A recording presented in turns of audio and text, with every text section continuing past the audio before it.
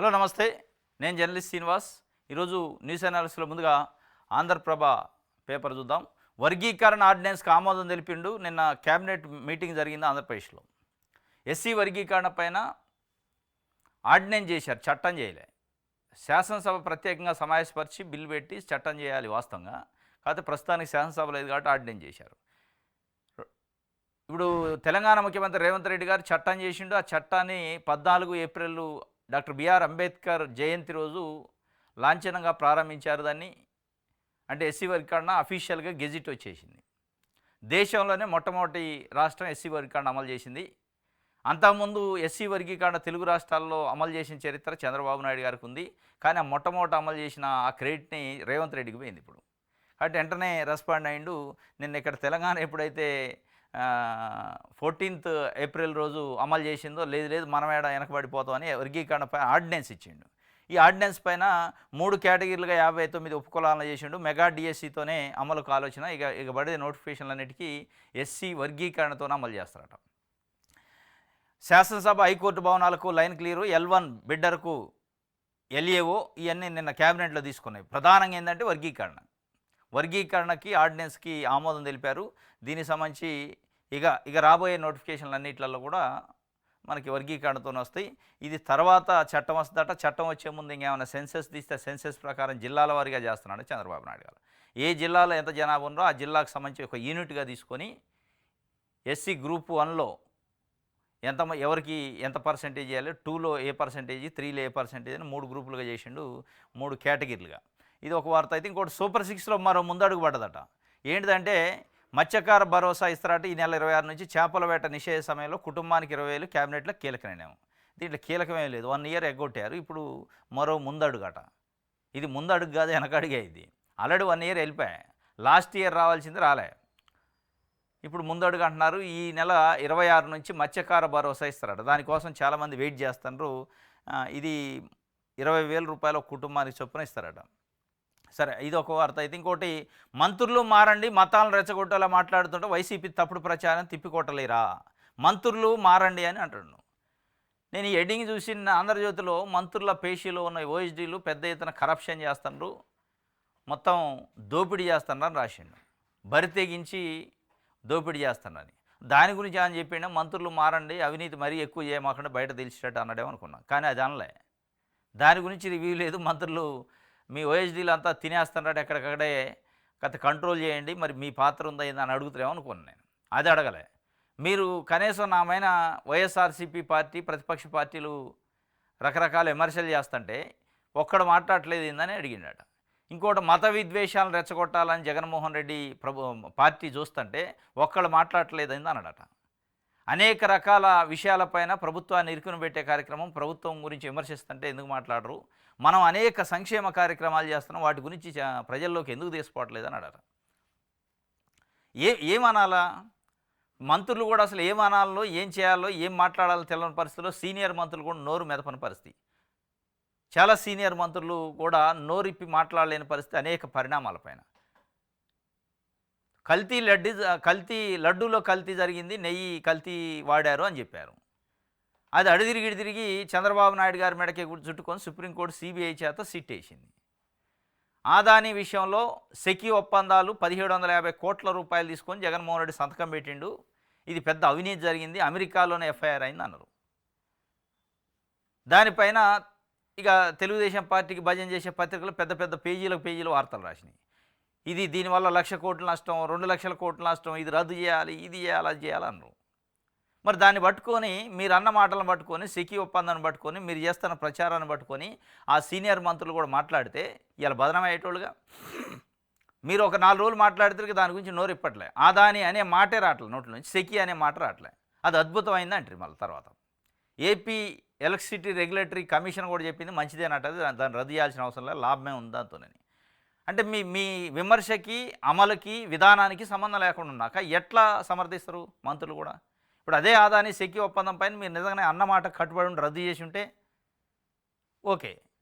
అదే తొక్కీసలాట జరిగి 6 చనిపోతే తిరుమల తిరుపతి దేవస్థానంలో చైర్మన్నో టీటీడీ ఈవోను తొలగించి ఉంటే ఓకే, విమర్శ మీరు అన్నదానికి కట్టుబడి ఉన్నట్టుంది. అంటండ్రి దానికి కట్టుబడి ఉండరు. అనేక విషయాలు ఉన్నాయి అట్లా. కాబట్టి ఎట్లా మరి మారండి మారండి అంటే మారాల్సింది మీరు సార్, మీరు మారాలా అనేది వాళ్ళు చెప్పినట్టుంది నాకు తెలిసి మంత్రులు. ఎందుకు అంటే మారాల్సింది మనం ఏమన్నాం, దేనికి కట్టుబడి ఉండాలి. 2,60,000 మంది గ్రామ వాలంటీర్లు ఉండరు, మీరు చెప్పారు. నేను 5 కాదు 10,000 ఇస్తా, అందరిని కడుపులో పెట్టి చూసుకుంటా అంటే వాటిని గురించి ఇలా మాట్లాడలే. ఏం చేయాలి మంత్రులు? గ్రామాలలో పోతే వాలంటీర్లు నిలదీస్తారు, ఏం చెప్పాలా? మంత్రులను అడుగుతారు, మీ చంద్రబాబు నాయుడు గారే కదా ఎన్నికల్లో మాకు హామీ ఇచ్చిండు, 10,000 ఇస్తా అన్నాడు, అసలు మేము లేమని ఎట్లా అంటాడు, జీవో లేదని ఎట్లా అంటాడు అని అంటే ఏం చెప్తారు? జీవో లేకుండా మాకు జగన్మోహన్ రెడ్డి ఎట్ట జీతాలు ఇచ్చిండు, జీవో లేకుండా ట్రెజరీ నుంచి డబ్బులు ఎట్టబోయినాయి అని అడిగితే ఏంది అబద్ధం కోతలు అని అడిగితే ఏం చెప్తారు? చెప్పలేరు కదా. కాబట్టి మారాల్సిందే మీరు. అనే ముందు జాగ్రత్తగా ఆలోచించని దాన్ని అమలు చేయాలి. అంటేది మాట్లాడకుండా ఉంటుంది, ఇక ఏం మాట్లాడతారు? కాబట్టి ఇట్లాంటి అనేక ఉన్నాం కాబట్టి మారాల్సింది మంత్రులు కాదు, మీరు మారాలి. కొంత మంత్రులు కూడా మారాల్సిన అవసరం ఉంది, అది చూసుకోండి ఫస్ట్. వాస్తవాలను ప్రజలకు వివరించాలి. బ్యూరోక్రసీపై అవినీతి ఆరోపణలు వస్తున్నాయి, అడ్డుకోవాల్సిన బాధ్యత మంత్రులదే. తప్పు చేస్తే చట్ట ప్రకారం చర్యలు తీసుకోవాల్సిందే. ఇన్ఛార్జి మంత్రులే కూటమి పార్టీల నేతలను సమన్వయం చేసుకోవాలి. మంత్రులకు సీఎం చంద్రబాబు క్లాసు హితబోధ మీకు కూడా మీరు కూడా చేసుకోవాలి. తప్పుడు ప్రచారాన్ని తిప్పికొట్టాలి. బ్యూరోక్రసీలో అవినీతి జరుగుతుంది, బ్యూరోక్రసీలో అవినీతి జరుగుతుందంటే దాని వెనక రాజకీయ నాయకులు కంపల్సరీ ఉంటారు, ఉట్టినే జరుగుతుంది. సరే, ఇది మంత్రులకు సంబంధించి ఒక వార్త. ఇంకోటి, చంద్రబాబు నాయుడు గారు విదేశాలకు పోతున్నట్టు ఇవాళ కుటుంబ సభ్యులతో, కొడుకు కోడలు మనవడు భార్య, ఆయన మొత్తం ఓన్లీ కుటుంబ సభ్యులే. వ్యక్తిగతమైన టూర్ అట, పర్సనల్, పూర్తిగా ఎక్కడ అధికారికం కాదు, అందుకే దాన్ని సీక్రెట్గా ఉంచుతున్నారు. ఈరోజు సాయంత్రం బయలుదేరి మళ్ళీ 21 మధ్యరాత్రి వస్తారట, ఒక 4-5 రోజుల పాటు. మధ్యలో బర్త్డే ఉంది, ఏప్రిల్ 20 నాడు చంద్రబాబు నాయుడు గారి జన్మదినం, 75వ జన్మదినం ఆ వేడుకలు అక్కడ జరుపుకుంటారట. మరి ఆ వేడుకల కోసం అక్కడ పోతే ఇక్కడ మన జనాల మధ్యలో జరుపుకుంటే అయిపోయేది. ట్రెండ్ మారిందని నిన్న పేపర్లో ఇచ్చారు, ఏదో ఒక పేపర్లో ట్రెండ్ మార్చిండి చంద్రబాబు నాయుడు గారు. పోయి ఆ సెలూన్ షాపులో సెలూన్ వాళ్ళ కాడ పోయి మాట్లాడిండు, మెకానిక్ షాప్ కాడికి పోయిండు, పంచర్ షాప్ కాడికి పోయిండు, ఇదివరకు లెక్క లేడు, పోతుండు జనాలు కలుతాను. ఆ జనాలు కలిసి జనం మధ్యలో ఒక కేక్ కట్ చేసుకుంటే అయిపోయా. ఇప్పుడు ఎవరో ఒకళ్ళు ఉంటారు కదా మంచి అనాథాశ్రమంలో దీంట్లో పోయి, లేకపోతే ముసలోళ్ళు ఉండే దగ్గరకు వృద్ధాశ్రమంలోనో, లేకపోతే పిల్లలు ఉండే హాస్టల్స్లోనో, పేద వర్గాలు ఎక్కడ ఉంటే అక్కడ పోయి వాళ్ళ సమక్షంలో బర్త్డే చేసుకుంటే ఇంకా మంచిగా ట్రెండ్ మంచిగా ఉండేది. మళ్ళీ ఈ ట్రెండ్ ఏంది? నిన్నే ట్రెండ్ మారిందని ఇవాళ విదేశాల్లో బర్త్డే అంటండి. తెలుగు జాతి కోసమే జీవితం అంకితం చేశాక తెలుగు జాతి మధ్యలో జరుపుకుంటే మరి దానికే పోతుండా మరి. కానీ అదైతే ఆ వేడుకలు అక్కడ జరుపుకుంటాడు, కుటుంబంతో పోతుండు. మళ్ళా 21st రోజు వస్తుండు.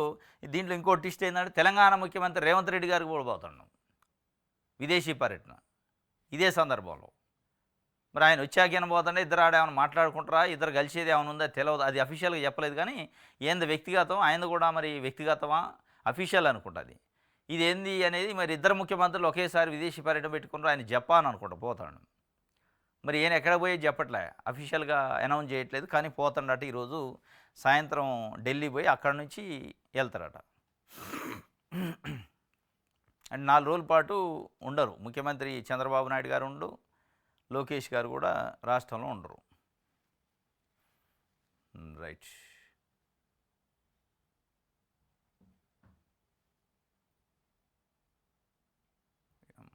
ఏంది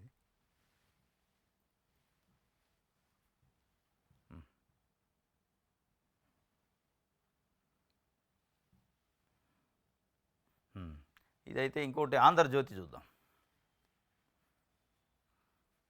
వెల్కమ్ టీసీఎస్కు రిషికొండలో 21.6 ఎకరాలు. లూలు కంపెనీ టీసీఎస్ అసలు వాళ్ళకి ఎక్కడ లేని స్వాగతం పలికి కారు దాకా తీసిపోయి మళ్ళీ వెల్కమ్ మళ్ళీ సెండ్ ఆఫ్ ఇస్తున్నారు. ఎక్కడ లేని ప్రేమ పట్టుకొచ్చింది తండ్రి కొడుకులకి లూలు కంపెనీ పైన టీసీఎస్ పైన. ఏంటంటే ఉద్యోగాలు కావద్దా మనకి, మన పిల్లలు బండ్రోతు గిరి చేయొద్దా అంటారు. ఇదేంది ఈ కారమైంది? పేదోళ్ళకు ఒక 100 గజాలు షారెడ్ జాగ ఇవ్వంటేనేమో వెల్కమ్ ఉండదు. లేదు నీకు రేషన్ కార్డు లేదు, నీకు అది లేదు, నీకు ఇది లేదు, నీకు ఆటో ఉంది, నీకు బండి ఉందని ఇసిరేస్తూ ఉంటారు. ఇద్దరు మధ్యలో కూర్చోబెట్టుకున్నారు, సూట్ వేసుకొని ఆయన కూర్చుండు. ఇప్పుడు ఈయన అడ్మినిస్ట్రేటర్ లెక్క ఉంది, వీళ్ళిద్దరు ఆయన కింద పనిచేసినట్టుంది. మధ్యలో కూర్చుండు ఆయన. మన ముఖ్యమంత్రి మధ్యలో కూర్చోవాలి వాస్తవంగా. ఈయన మధ్యలో కూర్చొని వాళ్ళ క్లాస్ బిగుతాడు. అమరావతిలో ముఖ్యమంత్రి చంద్రబాబుతో సమావేశమైన టాటా సన్స్ చైర్మన్ చంద్రశేఖరన్, మంత్రి లోకేష్. అంటే అంత అపారమైన గౌరవం. వ్యాపారస్తులు, పెట్టుబడిదారులు, పారిశ్రామికవేత్తలు అంటే ఎక్కడ లేని అది ఆనందం ఎక్కడ లేని ఆ ఉత్సాహం అది చంద్రబాబు నాయుడు గారికి కొడుకుంది. ఇద్దరే ఉన్నారు, మళ్ళీ ఎవరు లేరు పర్సనల్. రిషికొండలో ఇచ్చారట 21 ఎకరాల 6 గుంటలు, ఎకరాకు 99 పైసలు లీజు. ఓహో, ఎక్కువ ఇది. 99 ఎందుకు, 9 పైసలు చాలు, అయిపోయా. సిగ్గుండాల. ఎకరానికి 99 పైసలు లీజ్ అట. ఎన్ని సంవత్సరాలు? 99 ఏళ్ళు. సంవత్సరానికి 99 పైసల చొప్పున 21 ఎకరాలు అంటే 21 ఎకరాలు 22 వేసుకోండి. 22 ఎకరాలకి 22 రూపాయలు. 22 కూడా కాదు, 10 పైసలు పైన తీస్తే ఇంకా తగ్గిద్ది. 21 రూపాయ ఒక సంవత్సరానికి లీజుతోని వాళ్ళకి టీసీఎస్కి పేదోళ్ళకి ఇత్తండు. టీసీఎస్ అనే ఒక పేద సంస్థకి పాపం ఇచ్చి అసలు ఆయనకు సొక్కా కూడా లేదు. సొక్కా కూడా లేని ఆయనకి ఇత్తండి ఇప్పుడు. ఇది అలా పెట్టుబడిదారీ విధానంతో పారిశ్రామికవేత్తలు పెట్టుబడిదారీ విధానం అంటారు, గ్లోబలైజేషన్ అంటారు, ప్రైవేటీకరణ అంటారు, దీంతో ఉద్యోగాలు అని చెప్పి ఇదే 21 పైసా ఇదే 99 పైసలతోని మన దగ్గర ఎంటెక్లు బీటెక్లు చేసిన యువతకి 1 ఎకరం ఇచ్చి చూడు, వాళ్ళు అద్భుతాలు చేస్తారు. 2 ఎకరాలు ఇచ్చి చూడు, అద్భుతాలు చేస్తారు. అంటే మీ ఉద్దేశం ఏంది? ఇక్కడోడికి ఇవ్వద్దు, ఇక్కడోడికి ఇస్తే మీ గుట్ట అంతా తెలుస్తుంది. ఈ కమిషన్లు రావు. ఏ ప్రభుత్వం అయినా, ఒక చంద్రబాబు నాయుడు ప్రభుత్వం అయినా కాదు, ఏ ప్రభుత్వం వచ్చినా వాళ్ళు వస్తాను 2 సార్లు పెట్టుబడిదారులు డబ్బులు ఉన్నోళ్ళు వస్తానంటే మంచిగా తివాచీలు వరిసి స్వాగతాలు వరికి గొడుగులేసి చేస్తారు. ఎకరానికి 99 పైసలు లీజు మాత్రమే. 1370 కోట్లతో ఆపరేషన్ సెంటర్, 12,000 మందికి ఉద్యోగ అవకాశాలు. పలుమార్లు టాటా సన్స్ చైర్మన్తో చంద్రబాబు లోకేష్ చర్చలు. సొంత క్యాంపస్ ఏర్పాటుకు స్థలం కోరిన టీసీఎస్ మరిన్ని పెద్ద కంపెనీలకు ఆకర్షించే అవకాశం. ఇది పలుమార్లు చంద్రబాబు నాయుడు గారు లోకేష్ గారు పోయి ఆయన బతిలాడుకున్నారట. బతిలాడతారు మరి, పలుమార్లు అంటే వాళ్ళ అవసరం కాదు. ఇది వాళ్ళ కంపెనీ రావాలో వాళ్ళకి ఏదో హిడెన్ ఎజెండా ఉంటుంది. ఇక దీని వెనక ఏంటంటే బయటకు చూపించేది యువతకు ఉపాధి ఉద్యోగాలు. ఈ యువతకు ఉపాధి ఉద్యోగాలతోనే మొత్తం ముంచుతున్నారు. ఇలా ఎప్పటి నుంచి అయితే చంద్రబాబు నాయుడు గారు ముఖ్యమంత్రి, దానికి తర్వాత ఈ సంస్కరణల పేరుతో ఎప్పుడైతే వచ్చిందో యువతకు ఉద్యోగాలు, ఉద్యోగాల పేరుతో పెట్టుబడిదారులు బాగు చేసి సమాజాన్ని నెట్టనీళ్ళు చేశారు. డబ్బులు బాగున్నోడు ఒకడైండు, డబ్బులు లేనోళ్ళు ఒకళ్ళయ్యారు. ప్రజలేమో డబ్బులు లేనోళ్ళు అయ్యారు, డబ్బులు ఉన్నోడు పట్టుకొచ్చి భూములు ఇస్తాడు 90 పైసలు 99 పైసలు లీజుకి. ఇదే అనమాట. క్యాంపస్ కోసం మళ్ళీ నాకు భూమి కావాలంటే ఇస్తాను, నీకు ఇబ్బంది లేదని చెప్పిండట. ఎకరానికి 99 పైసలు అత్యంత నామమాత్రపు లీజు నిర్ణయించింది. విశాఖను ఐటీ హబ్గా తీర్చిదిద్దే క్రమంలో భాగంగా తీసుకునే నిర్ణయంపై రాష్ట్ర మంత్రివర్గం మంగళవారం ఆమోదముద్ర వేసింది. ఇక మంత్రివర్గం ఆమోదముద్ర తానాడు తాను, ఇక దాంట్లో ఎదురు చెప్పి ఇదేంది 99 పైసలు ఈ కారం ఏందని ఎవడని అడుగుతున్నా? ఎవరు బాధలు వాళ్ళకు ఉన్నాయి, ఎవరి పర్సనల్ ఎజెండా వాళ్ళకు ఉంది. 21 ఎకరాల 60 సెంట్ల కేటాయిస్తారు. దీన్ని తొలుత ఉచితంగానే ఇవ్వాలని భావించిన, ఓహో ఈ 99 కూడా కాదు, ఫ్రీగా ఇవ్వాలని చూశారట. ఇస్తే పోయేది ఎందుకు మరి? ఆ 99 మళ్ళీ ఏదో జనాలకు వచ్చినట్టు, ప్రజల సొమ్ము అన్నట్టు, ఆయన ఏదో ప్రభుత్వానికి కడుతున్నట్టు. అదే ఇస్తే 99తో వచ్చేది పీకేది అనుకున్నారట. కానీ భావించినప్పటికీ ఎంతో కొంత మొత్తంగా లీజు ఉండాలన్న నిబంధన మేరకు 99 పైసలు నామమాత్రపు లీజు నిర్ణయించారట. ఒక రంగా చెప్పాలంటే ఇది పూర్తి ఉచితంగా ఇచ్చినట్టే. ఈ 99 పైసలు ఎందుకు పెట్టారు తెలుసా? ఎవడన్నా కోర్టుకు పోతే ఇబ్బంది అయింది, అది దానికోసం పెట్టారు. 99 పైసలు వచ్చి గవర్నమెంట్లో ఖజానా నిండిద్దని కాదు, కోర్టుకు పోతే ఇది డిస్టర్బ్ కావద్దు, అదనమాట. అంటే 1 ఎకరం 99 పైసల లీజుకి 22 ఎకరాలు ఒక సంస్థకి ఇచ్చారంటే దాని వెనక ఎంత మతలబ్బు, ఎంత నడిచింది అనేది ఇప్పుడు ప్రజలు అర్థం చేసుకోవాలి. ఉక్కుకు ఊపిరాట. రవాణా సర్దుబాటుకు ఎస్బీఐ ఓకే. వడ్డీ 14 నుంచి 9% తగ్గింపు. కేంద్ర ప్యాకేజీతో మారిన పరిస్థితి. 2 బ్లాస్ట్ ఫర్నేసుల ద్వారా పూర్తిస్థాయి ఉత్పత్తి. జూన్లో 3వ బ్లాస్ట్ ఫర్నేస్ ప్రారంభం. ఉక్కుకు ఊపిరాల మనరాల వస్తే ఏమొచ్చిందంటే మిట్టల్ కంపెనీకి వచ్చింది. మిట్టల్ కంపెనీని పెట్టుకోవడానికి ఇస్తానరట, భూమి ఇస్తాను. వాళ్ళకు కూడా 99 పైసలు ఉట్టినా తెలియదు మరి, అది ఇంకా రాలే. ఆ ఉక్కుకు వచ్చింది, విశాఖపట్నం ఉక్కుకు రాలే. విశాఖపట్నం ఉక్కల్లా కునారు వెళుతుంది, దాన్ని ఇంకా చంపే ప్రయత్నం చేస్తున్నారు. రైట్. ఆంధ్రాట వయా తెలంగాణ. విశాఖ నుంచి విజయవాడ వెళ్ళాలంటే 2 విమానాలు మారాల్సి వస్తుంది. ఎమ్మెల్యే గంటా శ్రీనివాసరావు ఆవేదన వ్యక్తం చేసాడు. మరి ఆవేదన వ్యక్తం చేస్తే జగన్మోహన్ రెడ్డి విశాఖపట్నం రాజధాని చేస్తానంటే వద్దంటారు. జగన్మోహన్ రెడ్డి ఉన్నప్పుడు విశాఖపట్నంలోనే ఎగ్జిక్యూటివ్ క్యాపిటల్ చేద్దాం, లెజిస్లేటివ్ అమరావతి చేద్దాం, జ్యుడిషియల్ కర్నూలు చేద్దామని ఆయన ఏదో ఒక ప్రపోజల్ పెట్టండి. ఈ ఇబ్బందులు అయితేనే వయా అయింది, ఆంధ్ర అయింది, విమానం ఎక్కి తిరగాల్సి వస్తుంది, ఖర్చులు అయితే. మరి మీకే విమానం ఎక్కేటోళ్ళకి అంత ఇబ్బంది ఉంటే విమానం అంటే ఏంది? అర్ధగంట ప్రయాణమే. విమానం ఎక్కితే అర్ధగంటలో వచ్చే ప్రయాణానికి మీకు అంత ఉంటే పేద ప్రజల ఇబ్బంది అమరావతి రాజధానికి రావాలంటే ఎంత ఉంటుంది? మరి అది కూడా ఆలోచించండి. అది కూడా మళ్ళీ ఏమన్నా ఆడ సబ్బు ఆఫీస్ అన్న పెట్టండి. ప్రతివాడు అమరావతి రావాలంటే ఏదైనా పన్నెండు సెక్రటరేట్కి గంటా శ్రీనివాసరావు గారు లాంటి వీఐపీకి అంత ఇబ్బంది అవుతుంటే లేతే ఫ్లైటే ఆయన ఎక్కేది, ఎక్కువ రోడ్డు జర్నీ చేయడు లాంగ్లో.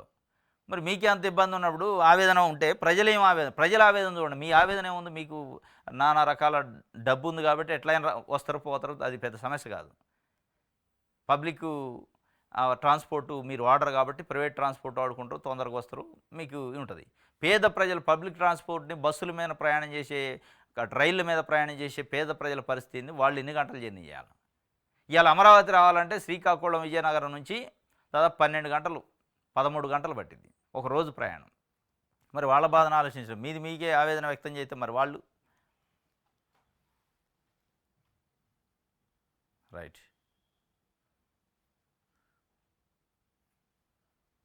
వైసీపీ హయాంలో గో నిర్లక్ష్యశాలట, ఆవుల పేరిట అక్రమాలు. నిన్న మొన్ననే రాస్తున్నాయి ఆంధ్రజ్యోతి, ఈనాడు. వైసీపీ హయాంలో గో నిర్లక్ష్యశాలలు. ఈ నిర్లక్ష్యాల 10 నెలల నుంచి ఎందుకు కనపడలే? అంటే గోవులు చనిపోయినాయి, 100 గోవులు చనిపోయినాయి, ఇది దారుణం అని భూమన కరుణాకర్ రెడ్డి వచ్చి బయటికి చెప్పిందాక మరి ఆ నిర్లక్ష్యం కనపడలే, అప్పుడు చంపారనేది కనపడలే, అప్పుడు నిర్లక్ష్యం వల్ల చనిపోయినాయి అనేది ఎప్పుడూ చెప్పలే. మరి ఇప్పుడు చెప్తున్నారు అంటే దీని అర్థమైంది? దీన్ని కప్పించుకోవడానికి ఏదో ఒక బురదయాలు కట్టేస్తారా? నిజంగానే చనిపోయినాయి. చనిపోతే ఇన్వెస్టిగేషన్ చేయండి. అప్పుడున్న అధికారులు, అప్పుడున్న చైర్మనా, అప్పుడున్న ఈవోనా, ఎవరు తప్పిదం వల్ల జరిగింది, ఎందుకు దానికి మీరు ఇన్ని రోజులు చర్యలు తీసుకోవాలి? దాంతోపాటు ఇప్పుడు జరిగింది వాస్తవా కాదా అనేది నిన్న ఎట్లాగో ఈవో చెప్పి 43 గోవులు చనిపోయిన మాట వాస్తవని, దాని మీద కూడా ఇన్వెస్టిగేషన్ ఏమని భూమన కరుణాకర్ రెడ్డి చెబుతున్నారు. నా దగ్గర ఎవిడెన్స్ ఉంది, ఇస్తా అని. ఇది అదే ఇన్వెస్టిగేషన్ అయితే అయిపోయి ఎవరు వద్దన్నారు, ఆపుతున్నారు ఎవరన్నా దీంట్లో రాసే బదులు పేపర్లలో. భూమనపై పోలీసులకు బీజేపీ ఫిర్యాదు చేసిందట. అప్పట్లోనే ఇవన్నీ జరిగినాయి, కావాలని ఆరోపణ చేస్తాండి, ఇప్పుడు మా మీద తప్పుడు ఆరోపణ చేస్తానని చెప్పి కేసు పెడతానట.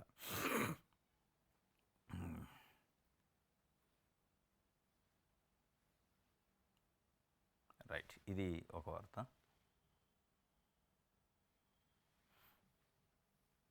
సాక్షి చూద్దాం. ఫీజుల షెడ్యూల్కు బూజు, గతి తప్పిన ఫీజు రీంబర్స్మెంట్, ఊసేలేని వసతి దీవెన, లక్షలాది పేదింటి కుటుంబాల పిల్లల చదువులకు దక్కని భరోసా. ఫీజు కోసం కూలి పనికి ఒక విద్యార్థి వెళ్ళిండు, బస్తా మోసుకుంటూ పోతుండు.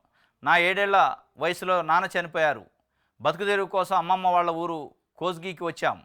మా అమ్మ భాగ్గమ్మ కూలి పనులకు వెళుతూ నన్ను చదివిస్తుంది, సొంత ఇల్లు లేదు, ప్రభుత్వం ఫీజులు చెల్లించలేదు, ఫీజు చెల్లిస్తేనే ప్రాజెక్టు వర్క్ అనుమతిస్తామని యాజమాన్యం చెప్పడంతో ఒకవైపు ఇంటర్న్షిప్ చేస్తూ మరో భవన నిర్మాణ పనులకు వెళుతూ ఫీజు డబ్బు జమ చేసుకుంటున్నాను.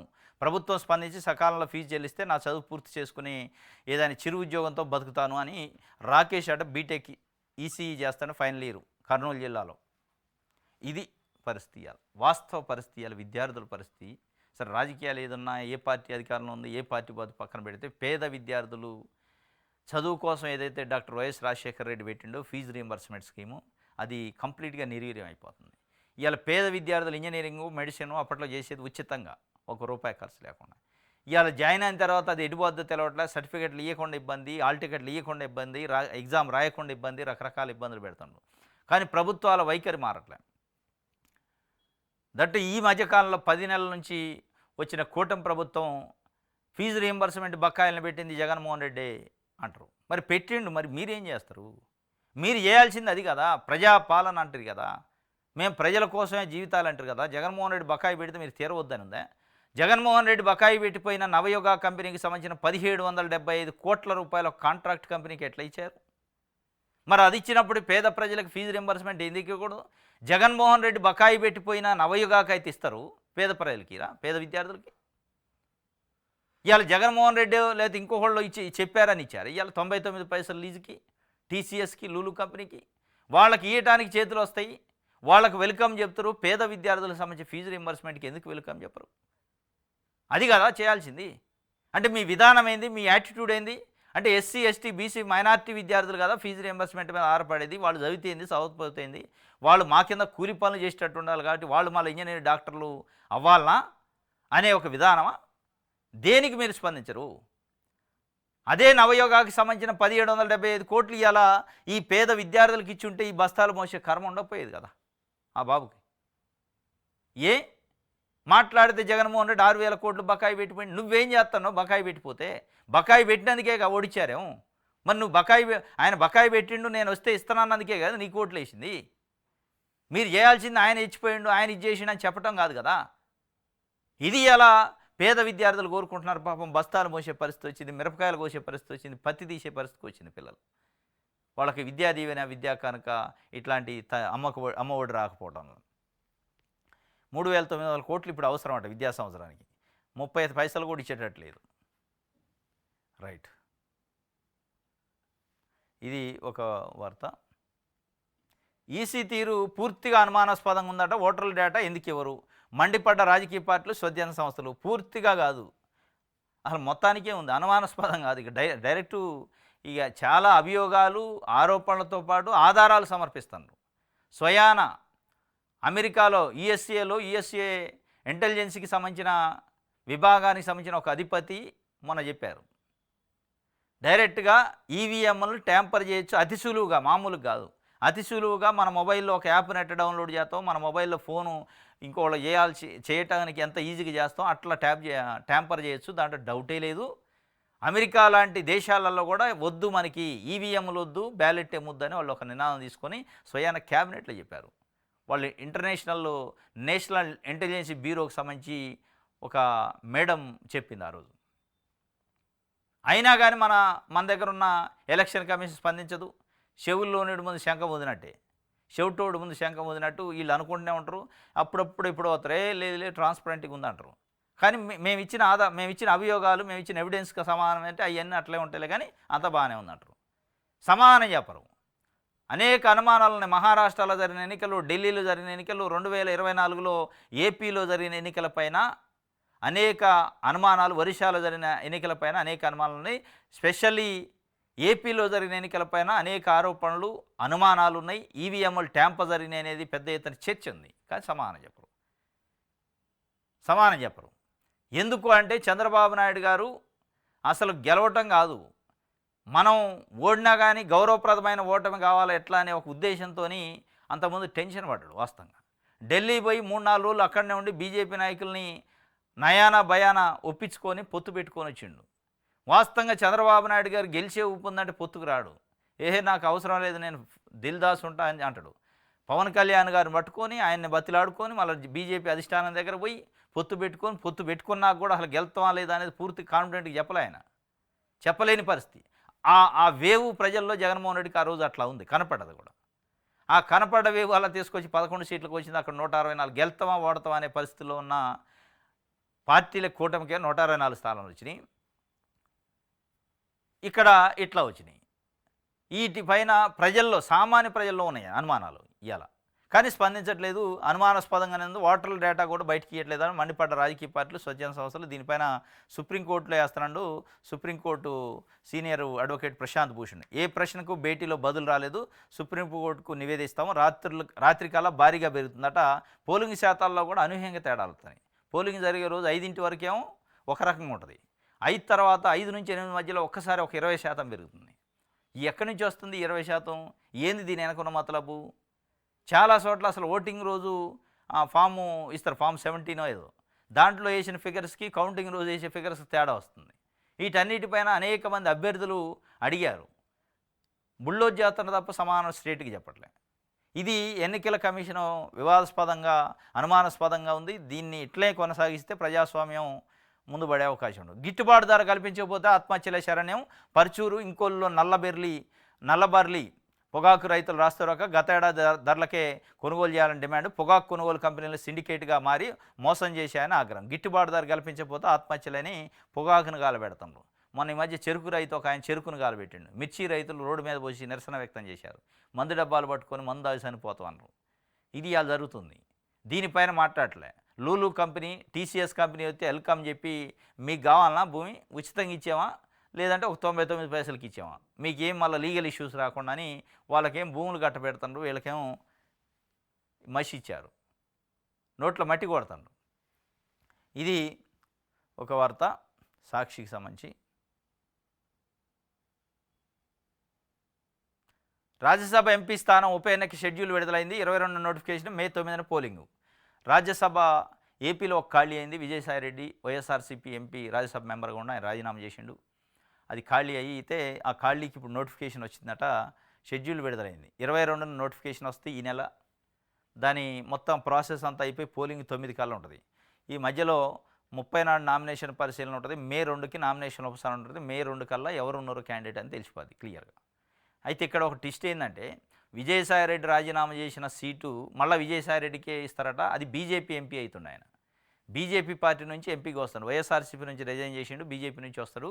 అది కన్ఫామ్ అయిపోయింది. బీజేపీ అధిష్టానం ఆయనకు ఆల్రెడీ ఇంటిమేషన్ కూడా చేసింది. అది తెలుగుదేశం పార్టీ జనసేనకు కూడా చెప్పింది అని చెప్తున్నారు. కానీ విజయసాయిరెడ్డి నేను రాజకీయంగా ఇక మొత్తం రిటైర్మెంట్ తీసుకుంటున్నా, మళ్ళీ రాజకీయాల్లోకి రాను, ఏ పార్టీలో జాయిన్ గాను అని చెప్పిండు.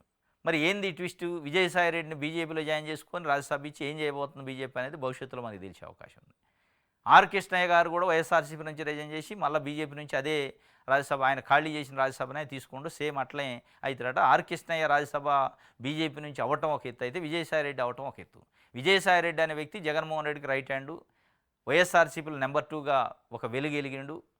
కేసులలో కూడా ఆయన ప్రతి కేసులో ఉండే ఏటుగా ఇవన్నీ ఉన్నాయి కాబట్టి ఈ నేపథ్యం ఉంది కాబట్టి మరి ఆయనకు రాజ్యసభ మెంబర్షిప్ ఇచ్చి బీజేపీ పార్టీ ఎట్లా ఆయన వాడుకోబోతుంది, తెలుగుదేశం పార్టీ పైన ఎక్కుపెట్టిద్దా, వైఎస్ఆర్సీపీ పైన ఎక్కుపెట్టిద్దా ఆయన్ని ఇక అనేది చూడాలి. ఇదైతే మే 9 కల్లా మనకు అది తెలిసిద్ది ఎవరు వస్తారనేది. రైట్, ఇది ఒక వార్త. ఈనాడు చూద్దాం.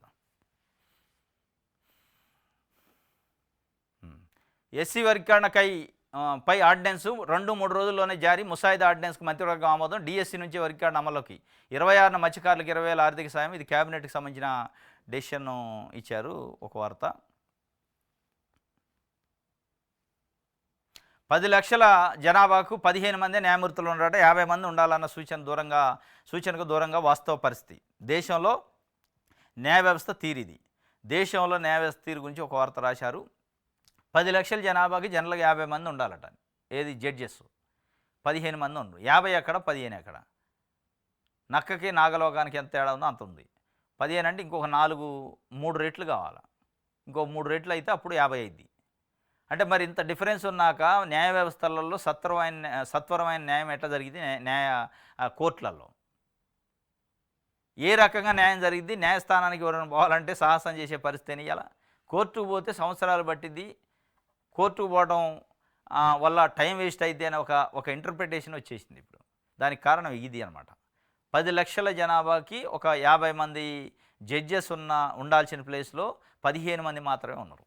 మరి దీన్ని ఈ సూచన కూడా అప్పట్లో లా కమిషన్ వీళ్ళు చేశారట. 50 మందిని జడ్జిలు నియమించాలని. ప్రభుత్వాలు పట్టించుకో ఎందుకు? ఇప్పుడు ఆర్టీఐ యాక్టు కోర్టులని బలోపేతం చేయటం అంటే ప్రభుత్వం ఎక్కుపెట్టుకున్నట్టు, ప్రభుత్వం మీదనే ఒక ఆయుధాన్ని ప్రయోగించుకున్నట్టు. కాబట్టి ప్రభుత్వాలు ముందుకు రావు వాటిపైన.